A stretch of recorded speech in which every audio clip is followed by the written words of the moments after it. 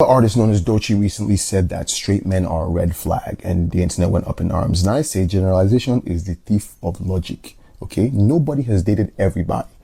No matter what anybody tells you, nobody has dated everybody in the world. Just because I watch Ratatouille doesn't mean I let every rat survive. You know, I don't know if that analogy makes sense, but the point is, when you watch the clip, right, you realize it wasn't that big a deal. Like, she said it in jest with her, but I feel like it sparked something of more concern amongst the mandem about a rise in misandry, saying that people think it's cool now to just hate and be prejudiced against men.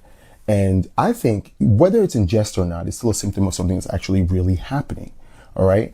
I took no, the words held no value or importance to me, to be honest, because Doechii is a self-proclaimed warrior of the queers, and if you guys don't know what queer is this interesting and strange space, an intersection in the world of gender and sexuality. There are an interesting group, and apparently the word was derogatory, but it was taken back in 1980s by the activists, and they became a word of empowerment, sort of like the N-word. But everybody gets it with queer, but not with the N-word. It's like you say a little bit of "n," like come on, and everybody gets whoa, hey, the ER, and it's like it's just a thing of phonics. Like if you know your phonics, you know the difference between and It's like anyways, that's a whole other tangent. We're not going to get into that.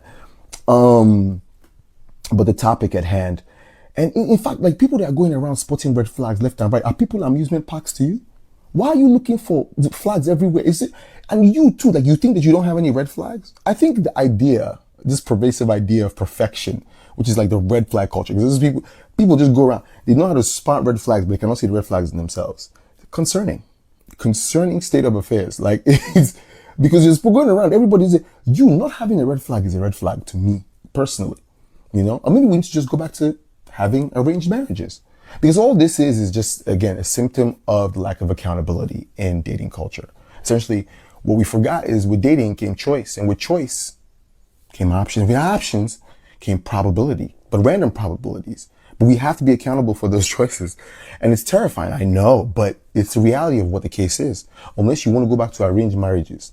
Many of my sisters are going back to, Nigeria every Christmas and getting married. It doesn't matter whether they're chemistry or not, they're just meeting quick. They don't have time for any of the other semantics. So it is an option.